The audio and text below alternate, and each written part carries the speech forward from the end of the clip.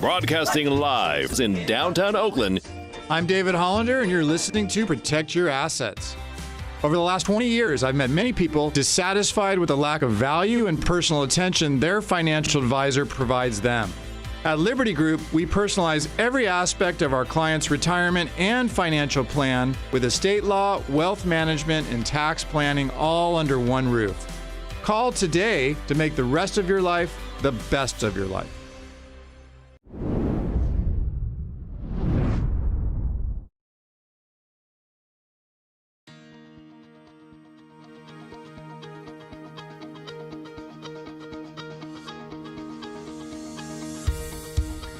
Tuesday night racing returns, and so with it comes Phillip Island for round number 5 of the Rio Races Virtual Club presented by Liberty Group. Bound to be an exciting one tonight at a track that we expect to be full of draft-heavy battles. Hello, one and all, and welcome to RaceSpotTV. My name is Nolan Rampo. I've got Sumo Aurora beside me in the commentary box. Hugo Luis as acting technical director down behind the cameras for tonight's race. So, Sumo, we come on over to this beautiful Australian venue, the only Australian race on the calendar thus far. And last season, this race was host to a doubleheader. Not the case this year. Only a one-race adventure here for round number 5, where we go for the Red Bull Ring doubleheader in just 2 weeks' time. Can you hear me?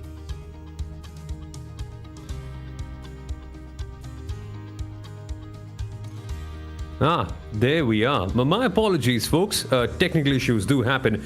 But let's talk about Phillip Island, shall we? Let's not talk about technical issues. And Phillip Island is such a beautiful circuit. It's a critic's choice if there ever was one. There's grass all the way around. It's a circuit that demands speed from the driver. And there's no way you can go slow here. Going slow here feels unnatural. The track invites speed from you, and that also means if you make an error, the errors are worth even more because the grass is so tricky around here. One wheel off there, you're gone straight into the wall. It's such a dangerous circuit, Nolan. You have to survive if you can, but if you do, oh man, it'll be fun. And of course, a lot of the runoff areas don't have any gravel traps in or even tarmac runoff. So a lot of it, like you mentioned, is grass, very hard to stop on. It doesn't help the fact that a lot of the grass typically falls away from the track and heads you straight downhill into the barriers, which does make it a rather difficult task to manage. But take a look at the point standings coming into tonight. Anders Krohn still 14 points up from Max Butler. Anders Krohn, of course, has dominated the season thus far, but he is a no-show today. So Anders Krohn might be looking to fall further back in the standings. Max Butler is in prime position at the moment to be able to potentially take up the points lead if he can get a good showing today. But it is only 6 points separating himself from Wade Michael and Jackson Ball just behind. It's a close one. It really is. Although a few of the top competitors are not around, especially Krohn this weekend, it still means a lot. What can you do in the offing? Can you go there and get a good result? Because the drop rounds, remember, are still active. You've still got to go in there, and whenever you're racing, put out the best performance possible. Many drivers right here, Nolan, have a lot to prove this weekend. Presently watching Rick Sheldon throwing his way around the track now. Of course, Sheldon currently just capping off the top half of today's set to be 8-car field. Potentially things settle out as they are. He's currently the 4th fastest, a 126.903. Not a bad time at all for Rick Sheldon, who is trying to run down defending champion Matthew Escajeda. Now, Escajeda himself hasn't had a whole lot of time. Rick Sheldon taking a little bit of a slide. That's on the exit of the Honda hairpin. Now, of course, that was one of those things you want to get sorted out in practice. And speaking of Escajeda, there goes Escajeda having a mistake at the exact same corner.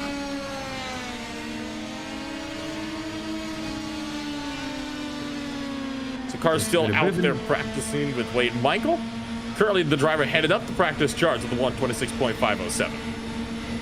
It's been a bit of a weird year for Matthew Escajeda coming in, of course. Well, you need those big results as someone who's so high up normally in the championship. But for Escajeda, it just hasn't quite come in there to that extent. And I wonder now, Nolan, with a shortened grid, with more chances perhaps to get a good result, will this be when the tide actually turns it on for him?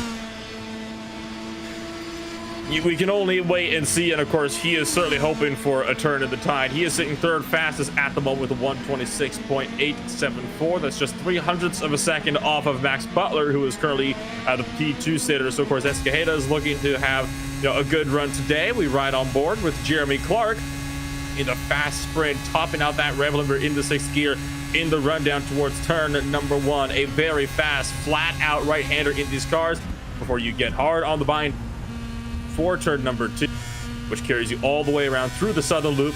And then, of course, it is another flat-out left-hand sweeper that you got to hug that apex on, and don't move back to the right. Keep it all the way to the left. These are going to be on the binders almost immediately for the Honda hairpin. And this is one of your primary overtaking opportunities right here at Phillip Island. Although every corner can be classed as an overtaking opportunity if you're daring enough with the Pro Mazda car. But still, you come across to this middle sector of the circuit, Nolan, which is just a whole heap of fun. Down past Siberia corner into the S's, and this is where the elevation really kicks in. You go up towards Lukey Heights and just watch the descent coming up right about now. Yeah, now basically, yeah, still. Having to work that wheel a little bit, that turns it in hard for the MG hairpin before ducking it back out to the left side through turns 11 and 12 to round out the lap. Now, when we were racing the F3s here last season back in the sprint, we saw a lot of drivers really locking up that right front tire, not just because, you know, of the combined turning in, but because that crest actually made the cars lift that front right tire off of the ground while they were turning in through a dip in the road. We'll have to see if there'll be a similar situation here in these Pro Mazda. So far, haven't seen too many dramas over at the MG hairpin, but hey, there's always room for some excitement as we've seen before these races. Yeah, exactly. It might not look like it, but this circuit can really test you. It may look like a standard club circuit here or there, but that's the case with Phillip Island. It's deceptive. It's very interesting. And it's good to see the drivers actually take their time in practice and still not make the errors. But that said, Nolan, it's better to find the limits of the circuit now in practice before you go into qualifying. And interestingly enough, nobody has done that yet. Are they not pushing hard enough, or what is it like? Well, in these cars, Phillip Island can be a rather tame track, so to speak. There's a lot of the corners that are, you know, a lot faster. You have some room for some errors here or there. So I think it's a case of this is just a really competitive track for these Star Mazdas. We watched the number 5 car, Jackson Ball, currently throwing his number 5 machine around the track. He is second from the bottom so far in practice here. He is going to be no doubt trying to see if he can potentially work himself up through the order and gain a little bit more time in qualifying. But we talk about how big the draft has played into a role in the last few races. It's going to be huge here tonight. So starting at the back of the field, that doesn't necessarily mean you're going to stay at the back for long. Oh yeah, exactly. Expect a few car queues to form up eventually at the start as well, and they will stay towards the end of the race as well, unless someone makes a critical error. That's going to be a whole lot of fun, and you can see that down the main stretch primarily, heading down into turn 1 and then this long hairpin that we've got right here. And the thing is, as you rightly mentioned, Nolan, this circuit is a little bit tame with the Pro Mazdas, which means that there's opportunities everywhere. Even in the corners that you normally might not expect with any other car, you can actually go for a move, and that'll be so much fun coming off a big draft train. A minute 20 remaining, about the time it takes, or just under the complete one lap around the Phillip Island here on the Star Mazdas. Still riding on board with Jackson Ball, who is still trying to see if he can improve on his timing, having to really work that wheel a little bit. We talk about how bad, you know, some of the off-throttle oversteer has been at other tracks. At a fast track like Phillip Island, it can be absolutely brutal for these cars, and you got to be very, very careful with where you put your wheels. You don't want to find yourself swinging out too wide. Ball has to back out a bit through Lukey Heights, and that puts him way offline for that MG hairpin. And you can't afford to do something like that. When a circuit is so challenging, you can't afford to really not nail any corner. Still, the gaps are huge and wide, and Ball needs to put in a very good lap to get exactly where he has to. But the thing is pole position genuinely the best position to be right now at Phillip Island? Considering all the draft trains, you don't need to be starting the race first, just about where you are on the final lap and how smartly you can play it. It's a very good point. At a draft track, you almost want to start further in the back of the field just so you won't be a sitting duck right out of the gate. There's Kurt Penzager, currently the last driver in practice, and about 0.7 of a second off of Jackson Ball, who is a little ways up the road. But practice comes to a close. We get set to go for qualifying. 4 laps on the boards. Let's total of a 10-minute session. So drivers will have multiple chances to be able to get that one lap in if we be able to. We saw a couple of guys having to use all 4 laps and still not be able to set a time with the challenges of Oldton Park. I highly doubt we're going to be seeing a similar challenge today. Indeed, yeah. But still, it will be fun. It'll be mentally demanding. While Oldton Park was more of just nailing the corners, nailing everything right perfectly, as you rightly mentioned, Nolan, it's all going to be about that draft train. What can you pull out from the Pro Mazda? And rather, where can you surprise your opponents? Of course, we are into the later part of the day. Track temperatures might be even cooler, so the challenge goes down a little bit in terms of the driving, but the racing is where the fun begins. And with Real Racers Virtual Club, that's always a strong point. You mentioned, of course, the later day times that we're running at. It is currently just past 5 o'clock p.m. in the sim time, and you can already see the sun is starting to slowly crest down towards that horizon. That does mean the track temperature is relatively cool, only 73 degrees Fahrenheit compared to the 71 degrees Fahrenheit out in the air. So it is a relatively cold track out there today. But in turn, that makes the track a lot more racy. It gives some of these drivers a bit more grip as well. Should make for a rather entertaining race. Max Butler is presently the first driver on track. He was first driver to take to the track. I believe we've got just about everybody on the circuit ready to qualify, but Max Butler looks like he'll be that driver to set the benchmark time now. He was second place in practice with 1:26.844. We'll have to see if he'll be able to improve on that time in qualifying. Of course, there's a big opportunity to do that. 8.5 minutes left to go. Time is on Butler's side. And that's the best thing you can know as a driver. It's very reassuring eventually, knowing that you've got enough time to go out there and put in multiple laps if one doesn't quite work out. And just look at how wide Phillip Island feels, Nolan, in this car. Normally when you watch any GT on board, of say for instance, even any other single-seater car for that matter, Phillip Island feels tiny. It feels like one lane. But here, it feels like a mammoth. No doubt, some of the lower speeds on some of these cars can certainly help with that. You see Max Butler already cutting to the left. Interesting move there. He throws himself up through Stoner Corner and then down on the brakes for a Honda. You usually see some drivers taking the wider arcs. They carry a little bit more speed through the king. Max Butler opting to cut it in tight. So through turn 5 he goes. Then make it through that 180-degree left-hander at Siberia before a small kink of 7. And to get himself set up here for Hayshed. Now this middle section and Luke Heights in particular could prove very, very crucial as to where some of these drivers could find themselves set up for the grid tonight. Yet again, though, the grid isn't the most important thing. Look at Lukey Heights going down in there. I just love this corner. This blind right-hand apex can be so much fun to take in any car for that matter. And when you do it in a Pro Mazda, which is already such a fun machine, things just get a little bit better.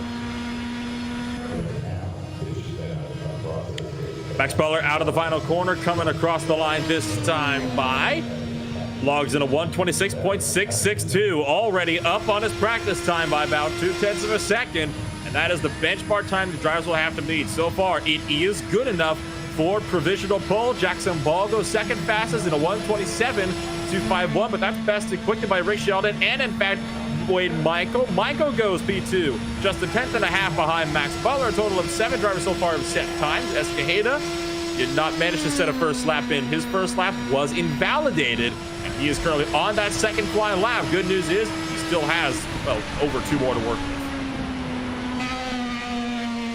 Indeed, yep. Escajeda having that chance. And his season so far hasn't quite felt like that as a defending champion. But maybe this is where the tide turns. Maybe this is where you see the momentum coming in on his side. Just needs one good result, right? That's what you need as a driver sometimes, that can just rejuvenate your momentum. We thought it would arrive at Oldton Park, maybe, and also at Lime Rock Park. There was a Lime Rock Park, my apologies, at Watkins Glen, with his 4th place finish that turned into a P5 eventually on the final lap. But still, maybe a podium in this race, that could be the one that changes things with the competition. My word, does it look tight here. Of course, Matthew Escajeda is certainly looking to improve his qualifying performance as well, getting up on the curves through Lukey Heights, dealing themselves back into his machine, but that might have been enough to carry a little bit more speed down to the hill towards MG. And he was one of the few drivers that was struggling greatly over at Oldton Park. I think he was one of about 3 drivers that was not able to set a qualifying time and had gone off in all 4 attempts because of the challenges. He's already used that 1 lap here. as you saw Jeremy Clark go third fastest on the boards, picking up 2 positions. Escajeda, though, going to come across the line, and this time does log a time of 1:26.911. That's going to put himself up to 4th place. Escajeda already on that loud pedal, and he's looking to potentially work his way up into these top 2 rows. Exactly, and now Butler at the top hasn't quite got much of a gap. Now, in relation to all the other races, 1.5 tenths of a second may seem like a lot, yes. But at Phillip Island, when you've got such big drafting trains, there's not much you can do about it. You will always be caught up. So, all things considered, things look good right now, except for if you Pansegro. If you clock in a lap time like that, you'll just fall away from the draft train. You won't be able to keep up. So, I wonder if there's more pace down with Pansegro right there. We'll have to see how the rest of qualifying plays out. We're right on the board with Wade Michael. He was the driver that is so far 10.5 off of Max Butler's time. Butler did not improve on his last lap, and neither did Wade Michael. In fact, both drivers were up in the 1:27s, at least half a second off of their best qualifying laps, and Wade Michael almost a full second off of his best qualifying lap. So it's been a rough second lap for Wade Michael and Max Butler. I wonder if they were just kind of taking it a little bit more easy, see if they can set themselves up for lap number 3. Michael on his 3rd lap, going to come across the line, and up in front of him, Max Butler did not improve. Will Wade Michael improve? A 1:26.914. That's just 1/10 off of his current fastest lap. He's got 1 more to work with. Need 1 more left to go. 1 more trip around this Phillip Island circuit in full quali trim. Although that said, even the racers feel like qualifying right here at times. I remember in Watkins Glen where a couple of other drivers actually beat their quali lap times in the race. Yes, different temperatures help, but that intensity remains, and that's the important part. Clark getting it a bit loose. Dropped it by himself. That's that liftoff oversteer. Came around on into the middle of the corner. The back end started to come around early on, and that was his 4th and final lap. So Jeremy Clark will have to hope that the guys behind him aren't able to get in the good time. It's a similar story for Wade Michael, who had gone off in turn 2. He also will not be able to improve on his timing. So we look back to Matthew Escajeda. He is on his 4th and final lap. His time to beat a 1:26.911. If he wants to put himself up into these podium positions, he's got to work himself up by about another half a tenth here. Just over that, it could prove a very difficult challenge. But Escajeda seemingly had a wheel off the track, so he could be facing an invalidated lap time. So Escajeda doesn't look like he'll be able to improve. I know Dave Anderson did not improve on his final lap. Matthew Escajeda going to come around to the final corner, and doesn't look like he'll be able to improve as well. One driver that does, though, Kurt Penzegru, gets in a 1:27.841, but that is not enough to improve his positioning. And Matthew Escajeda also not able to improve on his lap times as well. So I believe that will just about wrap it up for everybody out there on the track for qualifying, with 2 minutes officially left in the session. But everybody else has completed their laps out there on the course. So overall, it is a very, very close field, with the top 7 separated by just 0.6 of a second. And of course, standard 25-minute practice session. It's been a 10-minute 4-lap qualifying session, and we get set for a 25-minute race with a single pace lap. And there will not be the one custom pace lap with this race going green today, unlike what we saw last week. Yeah, last week, Alton Park was a bit too demanding in terms of fuel numbers. So we had to do one custom pace lap in a way. So the race was still 25 minutes, except the drivers themselves decided to do one pace lap at the start, because the fuel numbers wouldn't be met unless they did something quite like that. Not so much the case here at Phillip Island, with the drafting opportunities, just staying in your line and maybe lifting and coasting a little bit. No, lifting and coasting, right? You don't need to lift and coast in this series. Just staying in the draft, things are just going to be okay, fuel-wise. But it's the racing-wise, it's the competition-wise where the fun begins. How mentally strong can you be to recover from maybe going back from P1 to P7 for that matter, and still fighting back? Because with the draft, that's a genuine possibility. And all these possibilities will likely come to their own little heads later on in the season. Escajeda having a little bit of a moment there at the end of his cool down lap on his 5th lap. Of course, only 4 laps count, so that was just one of those extra laps. You go out there and get a little bit of extra practice in, and why not? You've got the time. With 20 seconds left in qualifying, though, it looks like this is how our grid is going to line up. Like we said, all the drivers have utilized their present 4 laps to get their qualifying times in. And apart from the opening 2 laps, not a lot of changes. In fact, Kurt Ziegler only improved on the last one, but even that was not enough to put himself further up in the qualifying order. So qualifying officially draws to a close right about now. We'll take a look at the official starting grid. It's Max Butler on pole position alongside Wade Michael, who's a 10th and a half off. Both those laps were set on the first ones, and neither driver able to improve. Jeremy Clark starts third with Matthew Escajeda in 4th. Rick Sheldon in 5th with Dave Anderson 6th. Jackson Ball 7th, and Kurt Penzegru rounding out the 8th position.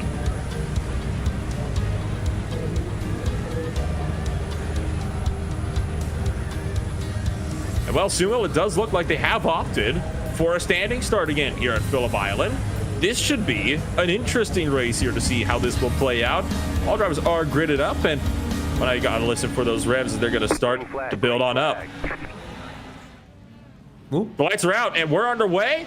It's a great getaway from the top 2. Butler and Wade Michael caught the rest of the field napping as they go 3 wide behind them in the sprint down towards turn number 1. Max Butler picks up the spot, though, entering turn number 1, and Wade Michael going to fall back into 2nd place. Still side by side further behind with Matthew Escajeda in that little battle with Jeremy Clark. Clark goes off course, though, through turn 2, sliding around in the sand trap and manages to maybe just keep it out of the tire barriers. A look of little spinning to get the effort to keep it out of the wall. The worst possible start could be for Clark. He's lost touch with the entire field, and with the draft here, it's going to be so hard to catch up as well. So there goes another driver in the background. That's Anderson who's missed it. Dave Anderson, the next driver to fall victim, this time to the Honda hairpin. Did he have contact, or was that by himself? It looked like it was by himself, and he did start all the way up, down in that 6th position. Had a good start, but evidently not quite good enough. So that's a quarter of the field that's gone off the track now in just the opening half of that first lap of this 25-minute race. Through Leaky Heights and down through MG, though, it is still Max Butler to lead the way. Wade Michael clean out behind him and trying to see if he can get a good run through turns 11 and 12. Butler pushes a bit wide, gets 2 tires over into the grass, keeps it out of the spin, though. Wade Michael will have all the traffic in the world to try to run him down this front straightaway, but it's so far Max Butler to lead the way, and he will lead lap number 1. But how close can Michael get right now with the draft? Is it good enough to make a move down at turn number 2? He's getting closer. Look at the rhythm. Look at the flow. There's a chance now, Nolan. There's the chance. Is there the dive? Doesn't look quite like it, but he's gotten really close. We get a good drive through turns 2 and 3. Might have something for him out of Stoner into Honda. The draft so powerful as we ride on board with the gearbox of Max Butler. Watching Michael looking out for that position, but not close enough to go for a proper send down into turn number 4. You can send it down anywhere at Phillip Island with these cars. On the corner, of course, just the best corner for that. But you come in after really fast on a corner. It's where you're getting a lot of momentum. And suddenly the line tightens in a faster car. Here, not so much. You can still go for it normally. Here's what happened to Jeremy Clark. Around the outside and just got boxed out in a way, didn't he? Just barely had any space. You see him spinning up those back tires in a huge effort and a valiant effort at that to keep the car out of the barriers. And now we're going to ride on board with Anderson to see what happened to the number 62 machine. Hard on the brakes and too deep, too wide. That sends him shooting off into the grass. Just the racing. When you get a bit too close to each other, it's a bit hard to judge where exactly to brake at times without making contact. And I think that's exactly what happened to Dave Anderson right there, right now. And I want to see, will there be a fight between him and Clark anytime soon? The gaps are big, but at least we've got a fight at the top, and that is all that matters now.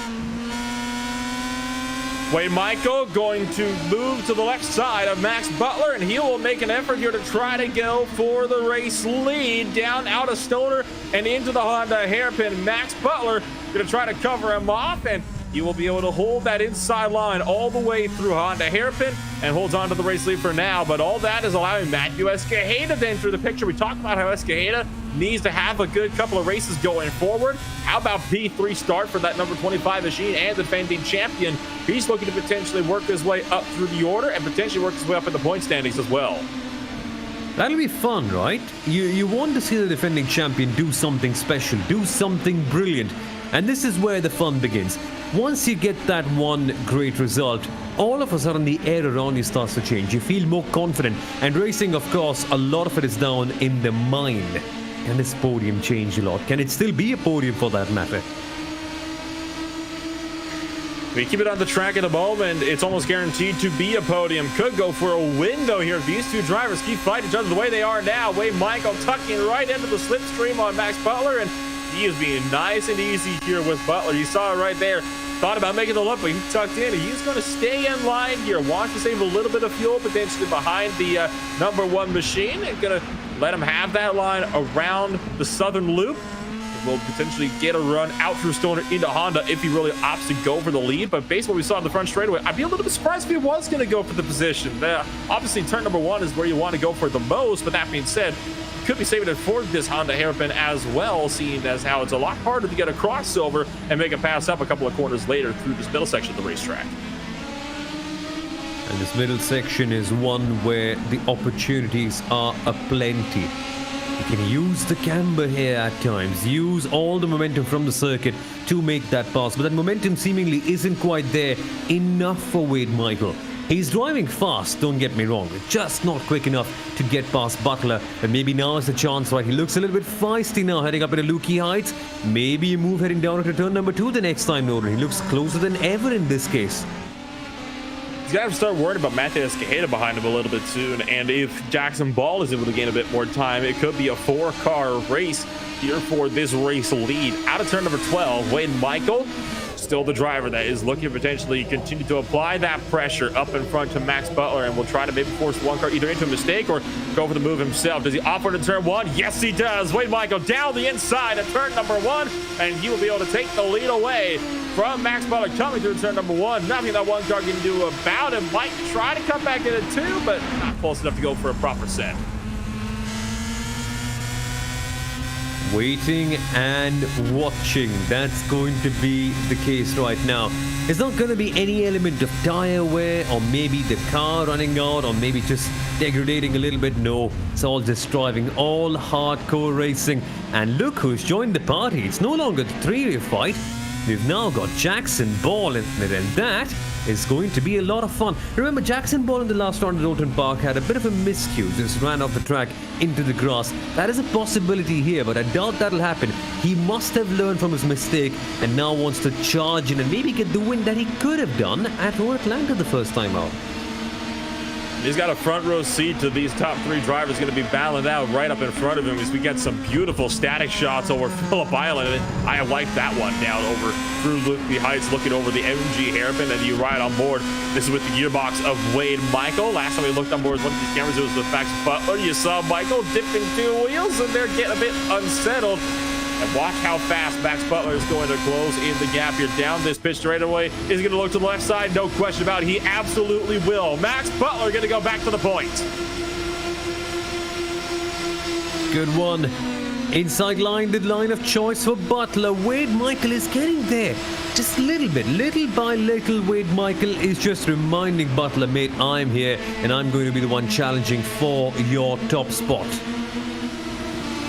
Jackson Ball had a spin coming around turns 11 and 12. That's why you see him tumbling now to the rear of the timing boards. He had just been in a bit of a scrap as well as Jeremy Clark and Dave Anderson through turn number 1, but was able to keep it out of everybody else. Going to take a look back at this spin. Just goes a bit too wide on turn 11, dips 2 wheels, and that's all she wrote. The 5-car spins all the way around. Keeps it off of the track, though, but that is not at all Jackson Ball was hoping to start it off. You were just talking about it. He was potentially learning from mistakes made at Oulton Park and hoping to get a better result.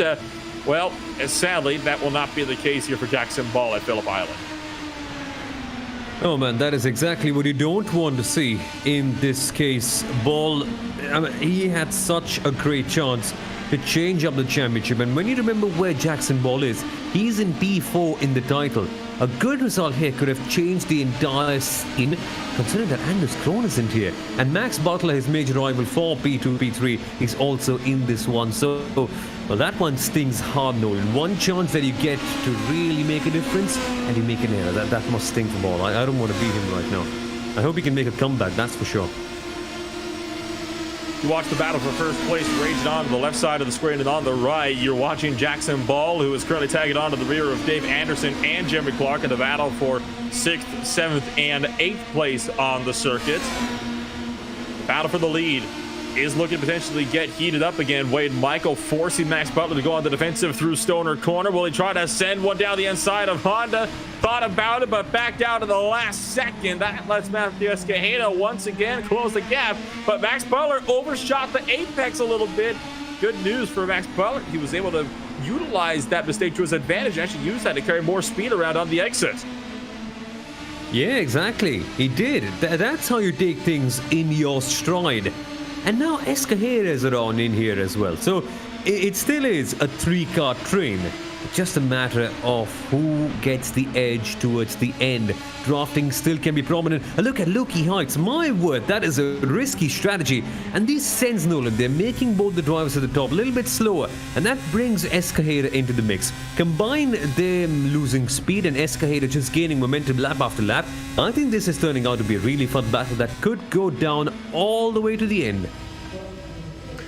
15 minutes to go, already 10 minutes down in the race. Wade Michael gonna go back to the race lead. Goes around the right side of Max Butler. And will take that inside line away in the sprint down towards turn number 1. Once again, Max Butler, nothing he can do about it. The draft all too strong, and Wade Michael gonna cover off that inside line through the southern loop, up and over the crest. Escajeda still waiting very, very patiently in the wings. I think Matthew Escajeda just kind of bided his time here, hoping that these two drivers in front of him maybe make a mistake, give him a couple of free positions. Sooner or later, though, he's going to have to worry about making the move himself. Indeed, yes. But it's not a matter of worry for Butler right now. When normally someone loses P1, they must be like, oh man, I've lost P1, what's going to happen now? I just got to get it back as soon as possible. You don't need to hear. As you saw, the reason why Butler dropped down to P2 was the draft. And the same draft can propel Butler up into P1 at the right time as well. He doesn't need to be leading this race all the while, just that final lap. He's got to be close enough for that.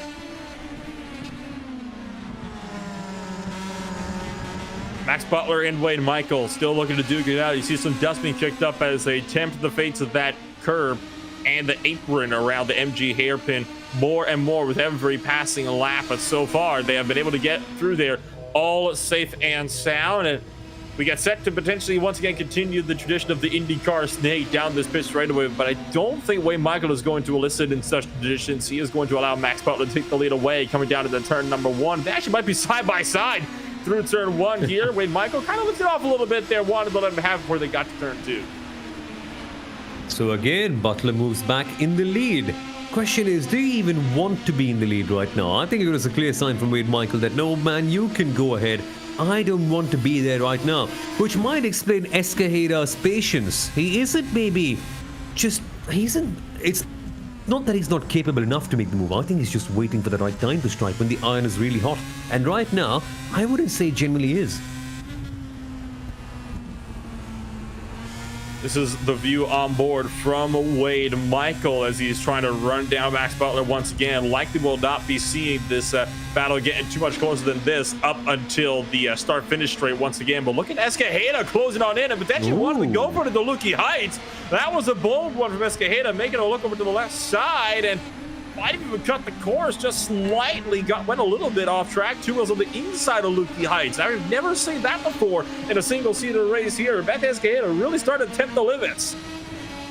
Daring, that's what the thing is. You can see that fire from Matthew Escajeda, the fire that we saw from him last year when he propelled his way up to the championship. Meanwhile, there's a bit of a fight going on in the background, and I like this for the lead as well at the same time.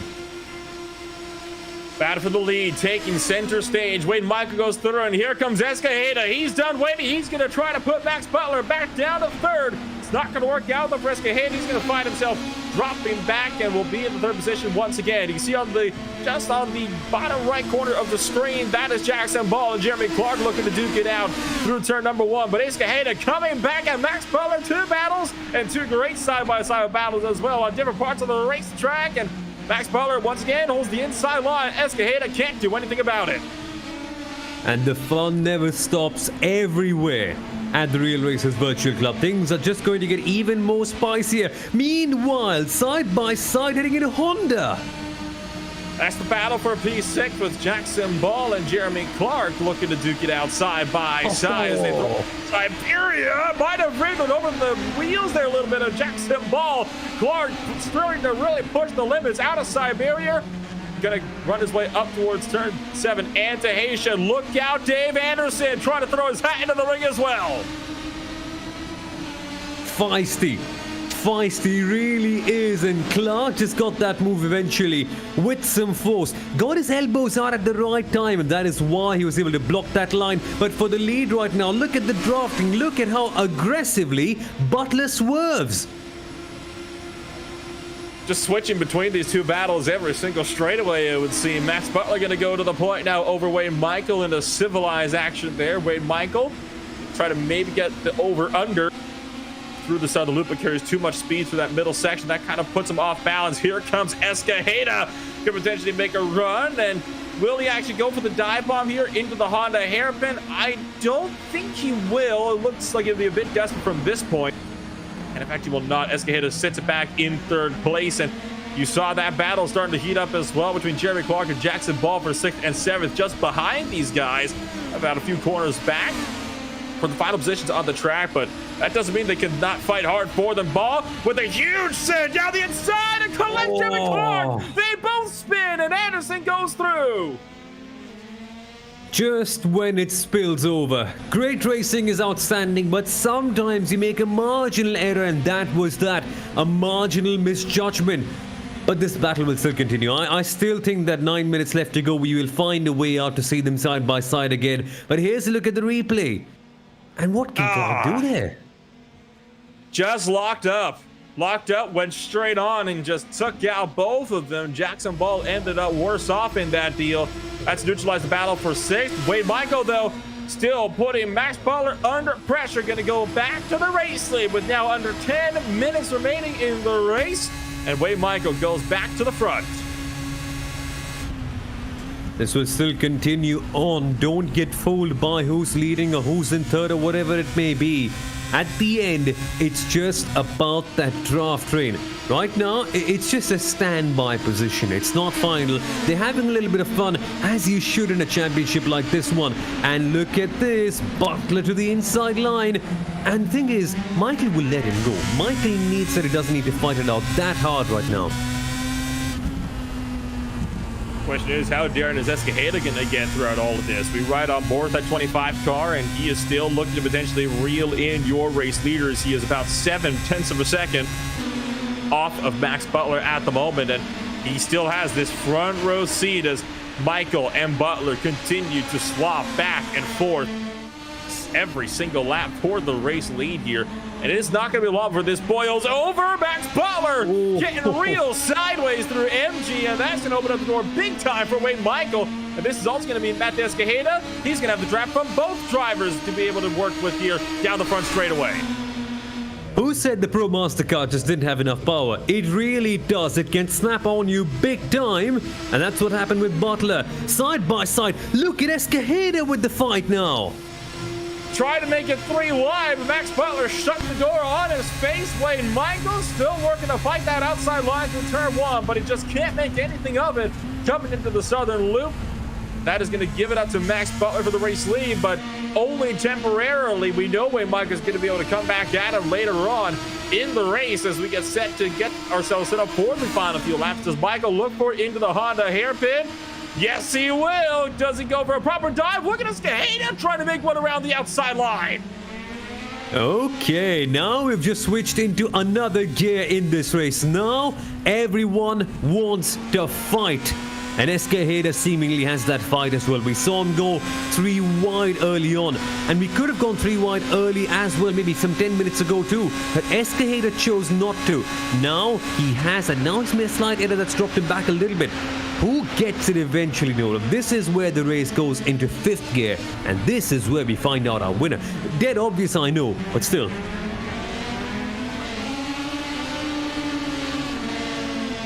And so the race continues to trumble along, and I can imagine right now that Wade Michael is looking to do everything he can to get past Max Butler. The gap was kind of split apart, though, over the last few corners in this lap, and that's going to open up the gap for Max Butler to be able to actually maybe try to break that draft down the front straightaway, break some of it up to the point where Wade Michael won't be able to pull alongside for turn 1. But there's nothing to say that Wade Michael won't be able to come back at him through turn 2 or even turn 4 at the Honda hairpin. Gonna go for the over-under potentially on Max Butler as he forces Butler on the defensive through the southern loop. So that's when the games begin. In this situation, it's all about the mind. What can you make the other driver think? Well, an interesting fact is that they're on communications with each other on Discord, and they send it now. Here's a bit of a move, and Butler will let it happen because he knows that time is on his side. Coming back to the point, they're all communicating to each other on Discord live when this happens. But still, as drivers, even though you've got to have fun in the series, you've got to be wondering if you're Butler, look, what can I do? What is something special that I can pull out of the bag right now to get one up over Michael who just won't drop by? 5 minutes to go. An estimated 3 laps next time by at the stripe. Wade Michael doing everything he can to try to keep Max Butler and Matthew Escajeda at bay. Still keeping my eyes on that 25 machine, to be completely honest with you, Subel, because I imagine it's only a matter of time before Escajeda is going to try something desperate. He, more than anybody, wants to go for a race win. He got a couple of wins in the spring season. He has not gotten any so far, and he's had a rather abysmal season so far in the fall season. He is looking to turn that all around, though, and he might be able to if this top battle continues to do that as is, as Max Butler going to try to fight this one around the outside of turn 1. Indeed, he goes a little bit wide, and Butler finally gets the line in. You saw how sweeping Phillip Island can get, and that is why we love the circuit oh so much. But you're right about Escajeda.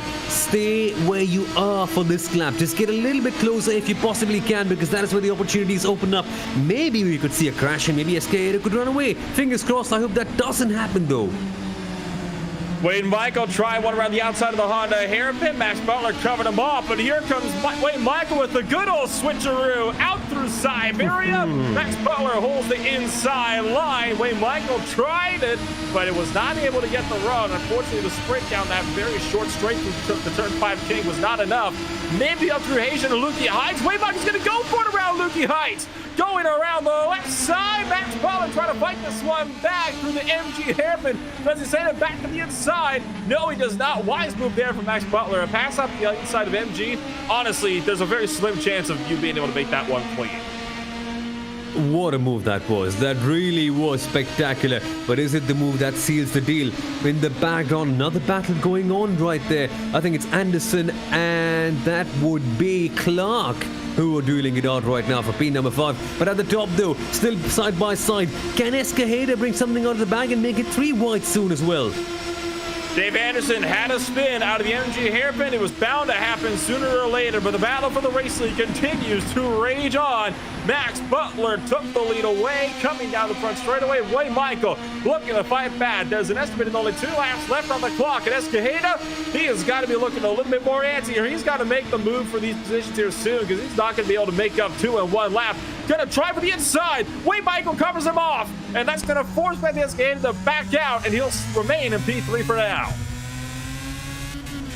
Good, hard racing. That's what you always get with the Real Racers Virtual Club. I just love it. 2 minutes left to go. Who's got that extra mental strength to surprise the other driver? Is it going to be Escajeda? Can he say, well, I was just tricking you all along?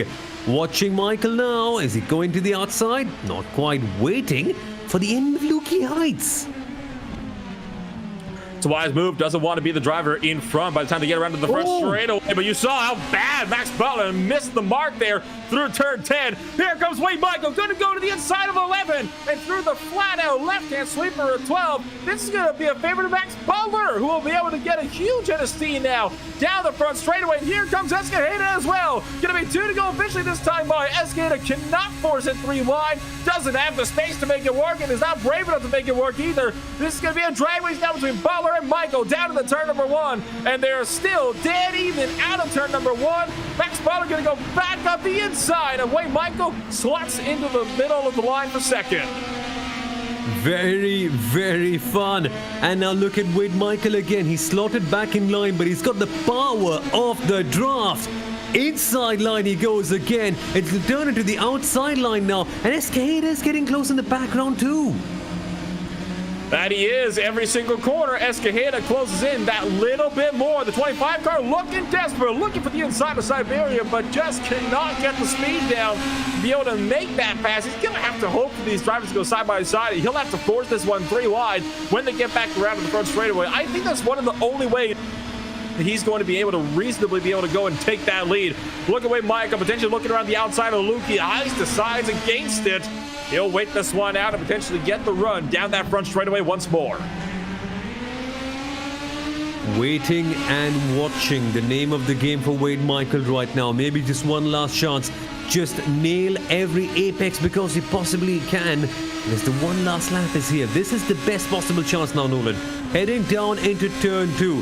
What is the draft like? It is strong. It is superior. The lead swaps back again. This is the last lap of the race. Wade Michael going to go down the inside of turn number 1. Max Butler tries to fight this one out. Does he dive it in for turn 2? Yes, he does. And it's going to be Wade Michael going to be on the defense through the southern loop. He'll be able to hold that one strong, but he still has Stoner Corner and Honda Hairpin to work with. And then not to mention the whole second half of the lap as well. Wade Michael going to look for it, going to force Max Butler on the defense through Stoner. Wade Michael going to try to fight this pass the outside way around Honda Hairpin. Here comes Escajeda with a huge dive up the inside, but neither driver able to make it work. Michael still looking feisty as they go through Siberia. Okay, last few chances coming in right now. Who can nail it? Who can surprise the other? That's been the case I've been going on about all race long. But this is a real one. All that happened in the background doesn't matter. Just about this moment and what you can do here. Is Butler having something in the back to block it off? I think he has. That's a smart move there. No! Oh, Wade Michael trying to find that one on the outside lane around the Honda Hairpin. Gets cut off by Max Butler, but the fight still isn't over. Oh, Wade Michael gets into the grass and he spins it out in turn 11. Disaster for Wade Michael, but what about Escajeda? He's got the draft from Max Butler, going to potentially get him before the line. Out of the final corner, can't get there in time. Max Butler takes the victory. Escajeda recovers to second. And Wade Michael, no doubt wondering what could have been as he'll finish in third. Oh man, that's the last thing you wanted to see eventually. But hey, at least we had fun. At least Michael also had fun. Yeah, that last lap might not have gone his way, but eventually this series is about that 3-letter word that we all tend to forget. Fun. And Butler had fun. Michael had fun, but Escajeda had fun as well. Just stealing it right at the death. And this is why I said, Nolan, when you get a little bit too aggressive, when you want that little bit more from that track, Phillip Island takes it away from you. And Phillip Island took it away from Wade Michael right there. And of course, the racing that we're seeing here wouldn't be possible without a few very special, organizations that help to keep the lights on at the Real Races Virtual Club. We weren't able to give them a shout at the top of the season. We'll give them a shout now, though, and we'll start it off with, of course, Liberty Group. They believe that you should be able to live the retirement that you've always wanted. Their team of professionals can help you to create a well-thought-out strategy using a variety of investments and insurance products and services to help you address your financial needs and concerns. As well as this, the Stephen Wilson Racing Academy. SWARA exists to assist clients on their motorsport journey. They utilize 20 plus years in the sport with advanced coaching techniques, track and car knowledge, and widespread international industry connections to help clients progress to any level imaginable. Whether you are new to driving on track or an experienced amateur racer, they can help you develop driving skills that enable you to climb through the Ferrari Challenge ranks, win races in Ferrari Challenge, advance to competing in Pro-Am racing, and one day possibly iconic races such as the Daytona or the 24 Hours of Le Mans. As well as this as well,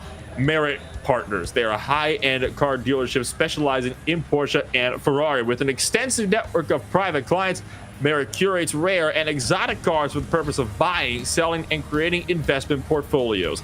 The focus of Merit is to build long-term relationships over time, choosing to have a narrow focus and going deeper with clients.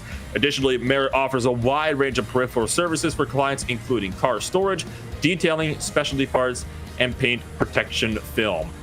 Those are the guys that helped to keep the lights on here at the Real Racers Virtual Club, presented by Liberty Group. It has been an absolute phenomenal race so far. And of course, you got your post-race results as well. Coming on up here, Max Butler wins it out. Matthew Escajeda down at second place with Wade Michael, 8.3 seconds back. But we all know how close he was fighting for that top position right up to turn 11 on the last lap. Rick Sheldon rounds out the top half of the field with Jeremy Clark in 5th, Dave Anderson 6th, Kurt Panzager in 7th, Jackson Ball rounding out the 8-car field with Matthew Escajeda taking fastest lap of the race and coming home to finish in 2nd place as well. That is not a bad result at all. Indeed, it wasn't. It's just an amazingly fun race, this one, yeah. For someone like Ball, for Pansegra, for Anderson, the result might be not the best in the world, but the battles they had, that was fun. But the battle at the top was the most fun I think we've seen all year, isn't it? It's been an entertaining one, to say the very least, and I'm pretty sure one driver that will be able to attest to how intense that winning fight here was is, of course, Max Butler, who joins us now from Victory Lane. Max, what a race, just swapping back and forth every single lap, right up to the last corner even. I feel like I just took a shower. I am so sweaty right now. It was crazy the amount of drafting and battling we were doing. But, you know, I'm so happy that I finally got a win. I don't know, what's that saying? Like, always, never the bride, always the bridesmaid or something? Yeah, I'm definitely soaking it up right now. It was an intense fight for you all the way through, and I imagine one that didn't come easy. Phillip Island is a track that's a favorite for many. Where does it lie on in your thoughts there? I love this track, and we raced it in F3 last season, and switching to this car, obviously the draft, I mean, we're going to keep on talking about that. The draft is huge here, and the other thing is the fact that the rear kicks out on downshifts, especially around turn 2. So it was really just figuring out, okay, who's going to overdo some downshifts too quick and lose the rear, so trying to break that gap. But this car is super tricky here, but I'd say the track itself, definitely a big fan. Well, then what's your thoughts about the Rebel Ring? Of course, last year we had the Phillip Island as the doubleheader. Not this year, though, or this season. It's the Rebel Ring, a new track coming up next. We didn't see it last season. What's your thoughts on that one? Well, I mean, you just look at how Formula One races it, and it's huge there for the draft. So I think you're going to see even more here. And I think, obviously, today's field was quite small, but if we get a big field on that one, it's going to be absolute chaos through and through. And I'm so excited for it.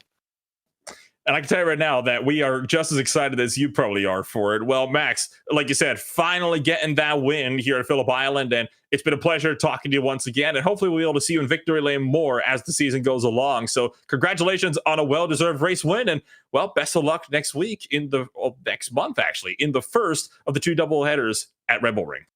Thank you so much. I'm going to get out of here and probably do some jumping jacks and scream for a bit. I'm so excited. See you guys. Well, you enjoy yourself, Max. That was Max Butler, the race winner today. And as you can imagine, very energetic about his win as well. And we're going to continue on down through the order. We'll bring up Matthew Escajeda to give us a chat. And Sumo, you're standing by with our shock P2 finisher. Matthew, what a result this one was. Firstly, what was the feeling like on the final lap when you just got P2 at the end? Oh man, it was kind of just a waiting game. We were almost kind of like a NASCAR plate track, you know, just trying to wait for the right moment to try to take the lead or just not push too hard, stay behind, you know, and keep a little bit of a gap in case someone gets loose or something. But I realize now, looking back at the finish, if I didn't go wide and lose some time right behind Wade, I would have got Max at the finish line, I think. But man, that was intense racing though. Almost had it. And how tricky was it to be patient all that time? I remember you going 3 wide for one instance. When you see both your rivals right up there and the win could be close by, was it a bit tricky just to stay back and stay calm in P number 3? Yeah, it actually was. There were a couple laps there where I was just kind of dozing off a little bit, with nothing going on, just trying to wait for the last few minutes, you know. So I had to try to mix it up a little bit to get my blood flowing. So yeah. A wild one at the end. And Matthew, this result, of course, your best of the season. Do you think it changes anything? Do you think it changes the momentum now from the first half to the second one? Yeah, I definitely am getting more comfortable with the car. I am pretty happy with how I drove today, so that's good for me. Awesome stuff. And finally, mate, Red Bull Ring coming up next. Firstly, are you going to be there at the event? And secondly, what do you reckon happens there? I should be there, yeah, for both of them. That's another really fast track, not as fast as this one, but I'm familiar with it, so I really like that track. I think everybody does. Lots of good racing there through all series I've ever seen. But yeah, I'm excited for it. It'll be fun. Matthew, thanks so much for taking the time to speak to us. This was awesome. Great result, mate. All right, thank you. That was your P2 finisher, Matthew Escajeda, bringing it home after Wade Michael had his struggles earlier on. And we are going to bring up Wade Michael now to see if we can give a chat with our P3 finisher. Well, Wade, you tried, and unfortunately, misfortune befell you in the final corner. But still, a third place finish compared to what could have been for guys like Jackson Ball. It still isn't the worst of finishes in the world. Yeah, it was, I knew this race was going to be really difficult.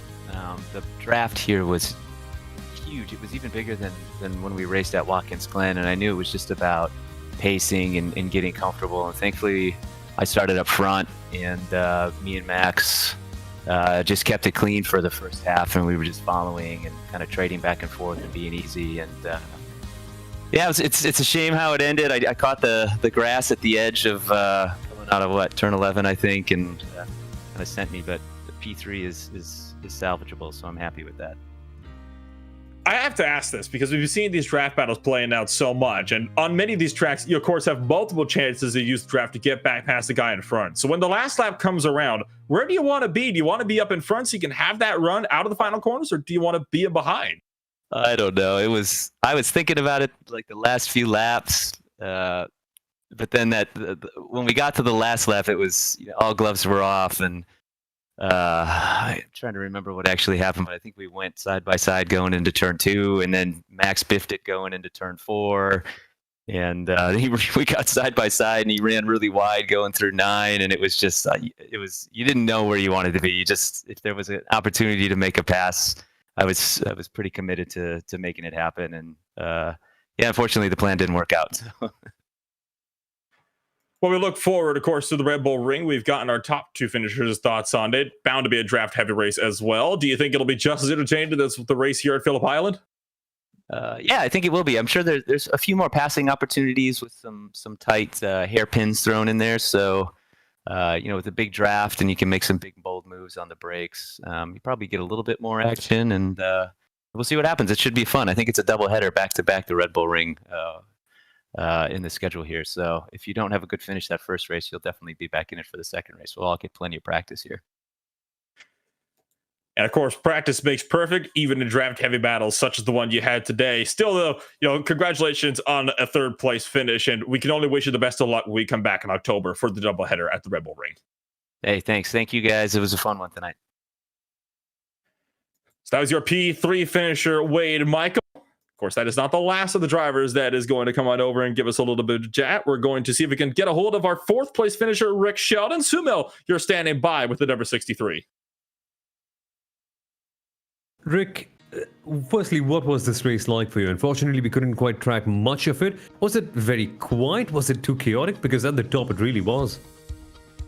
I could see those guys. Basically, I was between 7 and 8 seconds behind them the whole race. I made a bobble in the beginning and lost the draft is what happened. So before Jackson lost it in the last corner, I got to 2.5 seconds behind him, and that was a real challenge because all of them were just gaining on me and pulling away, I should say. So what happened was I kind of got back there, and then I made a bobble, and then I'm sitting there between 6 and 8 seconds, and I'm watching the whole time. And I'm watching, literally I can see 2-3 wide going into turn 1, turn 2. I'm like, oh my goodness. And I go, just hang in there, throw down some good laps. I wasn't fast. I wasn't as fast as I could have been, but I was running okay, and it was just a challenge because there's nothing I can do. I can't make up 7-8 seconds. So I'm just hoping that the 3 of those guys get into each other's way. And sure enough, the only chance I had was at the last lap. I was close enough to pass Wade when he made the bobble, but I bobbled again. So it's basically I made 2 mistakes, and I just stuck around in P4, and I was on a Sunday drive.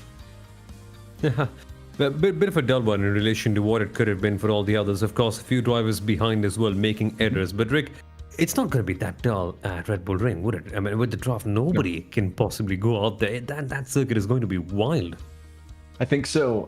It's new to us, so nobody really is familiar with it. Obviously, it's new to iRacing. I think we'll have a bigger field. I'm pretty sure we've got definitely a lot of the, guys that are currently out here on the West Coast, working, and they'll be back. So I'm looking forward to a bigger field and a great track with a lot of width on it. So I think that in this, what I've noticed about the way we race is, since we don't really have a big incident issue, you can take advantage. You probably saw that at Oulton Park. You can take advantage of getting off that track and getting off that line and doing whatever you need to do. And I think the Red Bull Ring being in kind of that F1 width is going to be real fascinating, really fun. It's going to be wild. It really is. I mean, it's mad enough with Formula One. With Pro Mazda, it's going to be even crazier. No, that's going to be wild. And in terms of the championship as well, Rick, the few big results, of course, ought to be there for a big championship run. But at the end of the day, it's all about fun. And wasn't the last few rounds a lot of fun for you? Yeah, I'm having a great time every single race. Last season, I basically held the lead until the last 2 or 3 races, and I realized that I got a little nervous and I just got tight as a driver, and I don't have a lot of experience, so it just didn't work out for me. And these guys are good, man. They're really pushing us. They came on about mid-season, some of the faster racers, so they didn't have a chance at the championship. And I think I felt that pressure, and I felt that pressure to win last year, because I'm like, okay, this is going to be hard keeping up with these guys. And now it's kind of like, you know what? Whatever happens in any race, just go do it and get out there and mix it up. I like racing wheel to wheel with guys, and I don't care if it's for 8th or 9th place or 1st or 2nd place. But this was kind of a little bit of a boring, to be nowhere race. But I'll take my P4 and move on to Red Bull Ring. Indeed, yeah. Should be a lot of fun over there. But Rick, thank you so much for taking the time to speak to us. Great chatting with you as always. And hopefully Red Bull Ring is even more crazy than this. It'll be great. Thanks, Jamil. Thanks, Nolan. You guys are doing a fantastic job. We really love this. And the Real Racers Virtual Club is just, it's a joy to be in it. The guys all like each other. It's kind of now a cross-country affair. We'd like to pick up some more drivers. But of course, we'd like them to, kind of fit the mold of being, really focused on being real racers if possible. But that's our goal, is to just get a little bit of a bigger field, and we're on our way. I think this was a little bit of an aberration, like I said, because a lot of guys were working this weekend and we're away. But moving forward, that's our goal, is to get this where the low weeks are 13, 14, and the high weeks are 21, 22. Yeah, exactly. Such a fun series to be involved with. Thank you so much, Rick. That praise really means a lot. You guys are great. We really appreciate it. Thanks, RaceSpot. And going to give a huge thanks as well to Rick Sheldon for, having us on. It's been a huge pleasure to be able to, take part in this series so far. And I honestly can't wait to see what will happen if we get those larger grids later on throughout the season as the series goes on. We've seen what even an 8-car race can bring through sumo. Imagine 21 of these guys being able to do similar. It would be an absolutely thrill to watch. But that's going to wrap up the show here from Phillip Island. But of course, doubleheader, got a couple of weeks break, and that is the doubleheader at the Red Bull Ring over in Austria, and a track that arguably is even more competitive than Phillip Island is, with those hairpins at the heart of braking zones. So what is your take coming over into the doubleheader in a few weeks' time? The doubleheader, oh man, I think we'll need 3 sets of eyes, because there's going to be a battle everywhere if the pack breaks up, which could happen at times. But if it doesn't break up, oh man, this is the closest you'll get to an oval race the entire year. It's going to be wild. And the best part is, anyone can win. It doesn't matter if you're 3rd, maybe 5th at the final lap, you still have a shot. And isn't that racing fun? It gets your blood pumping, and that's all you need on a Tuesday evening.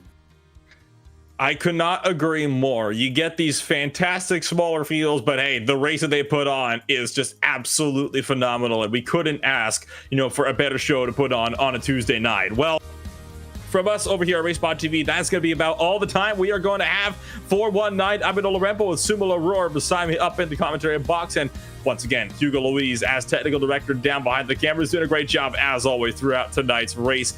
We'd like to thank all of you for taking the time out of your Tuesday nights and join us for more of the Real Racers Virtual Club presented by our Liberty Group. We'll see you in October for the Red Bull Ring doubleheader.